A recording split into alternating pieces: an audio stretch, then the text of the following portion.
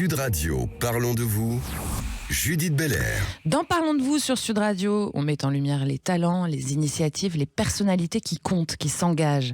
Je suis avec Pierre-Yves Martin, qui est maire de Livry-Gargan. Bonjour Pierre-Yves. Bonjour Mme Belair. Alors, pour la deuxième semaine consécutive, vous avez envie de nous parler de police, de moyens, de moyens structurels et opérationnels. En fait, Pierre-Yves Martin, on vous écoute. Oui, merci encore de cette invitation pour parler en effet des polices municipales et aussi des possibilités des maires d'agir sur la sécurité. Bien sûr. La sécurité du quotidien, les maires en sont confrontés directement. Les habitants, quand ils ont un problème de nuisance, vous êtes responsable aussi, de trafic, de stupéfiants, de vendeurs de cigarettes, de narcotrafic dans leur commune, ils viennent voir le maire pour pouvoir trouver des solutions à leurs problèmes.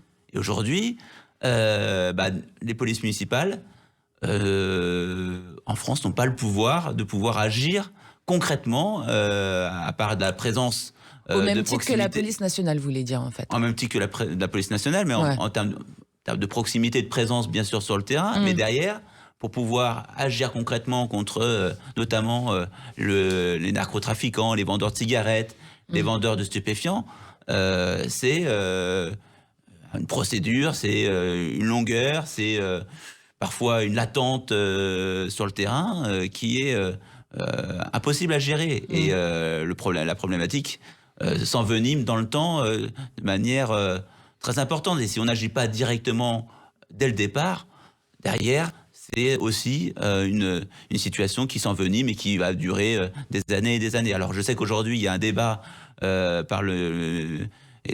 niveau du Parlement avec le ministre de l'Intérieur qui propose un projet de loi notamment pour lutter contre les narcotrafiquants, contre les protoxydes d'azote et ainsi de suite.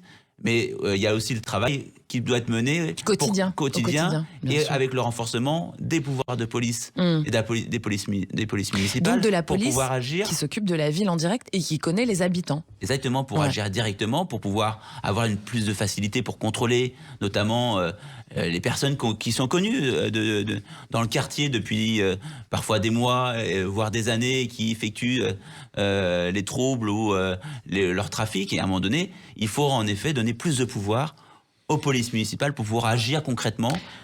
Et ça se fait d'ailleurs dans certains pays européens. Ils ont certaines actions de police judiciaire. Voilà, et je pense que si à un moment donné on dit la police municipale, elle a des actions en tant que police judiciaire aujourd'hui non. Aujourd'hui non. Non, mais dans d'autres pays européens. Elle doit faire référence dans certains pays européens. Oui, il y a des actions et une police judiciaire qui peut être menée par des polices municipales. D'accord, ok. Et alors finalement, d'aucuns vous diraient, Pierre-Yves Martin, qu'il y a beaucoup trop de lois, que ça suffit les lois, et qu'il n'y a que rentrer dans le concret, qu'il n'y a que appliquer les lois qui existent. Oui, mais les lois quand elles ne sont pas appliquées. Derrière, ça a aucun effet. Ça a aucun effet, du moins.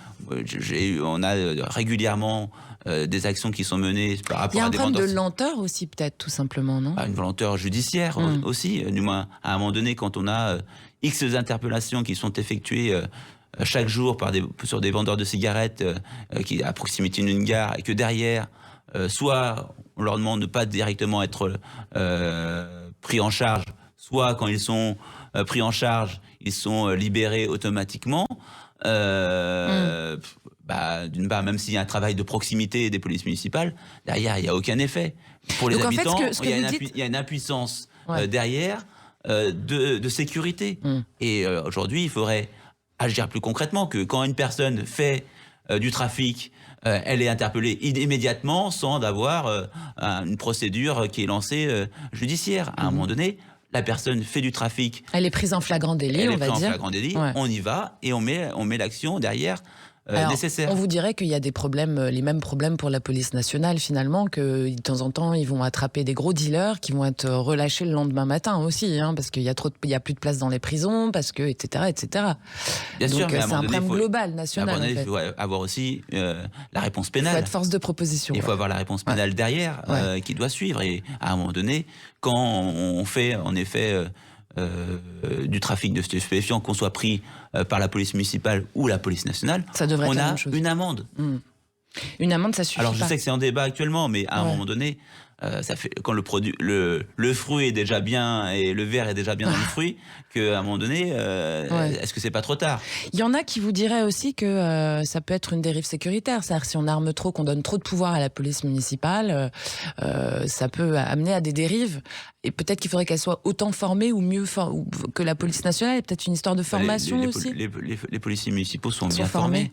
Je pense que ils suivent, pour en être témoin, nous avons des formateurs dans notre police municipale à Livry-Gargan. Ils suivent des formations très régulières, une fois tous les 15 jours, qui permettent de les rassurer dans leur mission avec l'armement qu'ils peuvent avoir. Et à un moment donné, il faut responsabiliser les... Voilà. Bien sûr. Et à un moment donné, oui, il y a eu des dérives, mais à un moment donné, si on ne responsabilise pas assez, si on ne met pas en place ces actions, on reste dans le laxisme. Bien sûr. Et vous, en tant que maire d'hiver droite de Livry-Gargan, c'est pas le laxisme, c'est pas votre mot préféré, quoi. Non, c'est pas moi, c'est l'action, et la sécurité et la tranquillité publique pour les habitants. Et vous avez été réélu pour un 3e mandat haut la main, donc on suppose que vos habitants, vos administrés sont contents de votre travail. Merci Pierre-Yves Martin. Merci, et je continuerai dans cette action-là. Bravo.